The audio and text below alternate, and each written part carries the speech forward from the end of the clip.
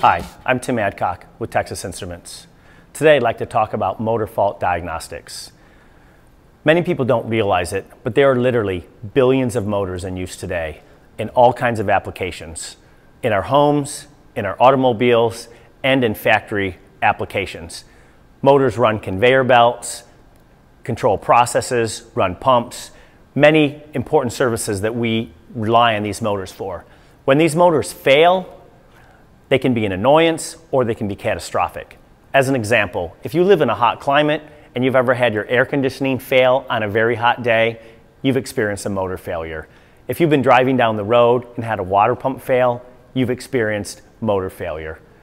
We want to be able to develop technology that can allow us to predict when these motors actually are going to fail and be able to put technology in place to allow the operators of these motors to repair or replace those motors before the failure actually happens.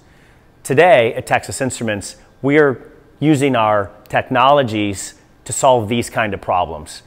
When we look at sensor technology today, we can apply sensors to our motors to look at important symptoms that can help us understand when a motor is going to fail. We can look at vibration,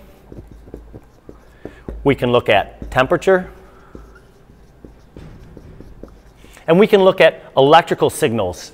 These aren't the only things, but these are just some of the examples. And when we apply our sensor technology to help us observe and predict when a motor is actually going to fail. So what are some of the things that can actually cause motors to fail? Motors are actually mechanical devices, and they have bearings. And these bearings can actually wear out. When they wear out, they can actually cause a motor to fail. Inside the motor are windings. These electrical windings can actually get shorts, and when those shorts happen, they can actually cause the motor to fail.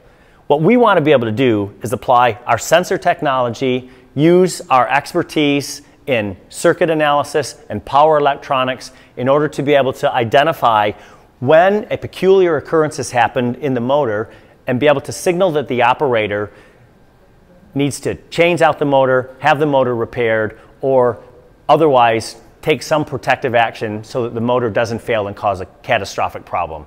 Today at Texas Instruments, we're applying sensor technology, we're applying power electronics, circuit design, motor control, and our expertise in IC design in order to create technology that will allow us to predict motor failures in the future and keep catastrophic motor failures from happening.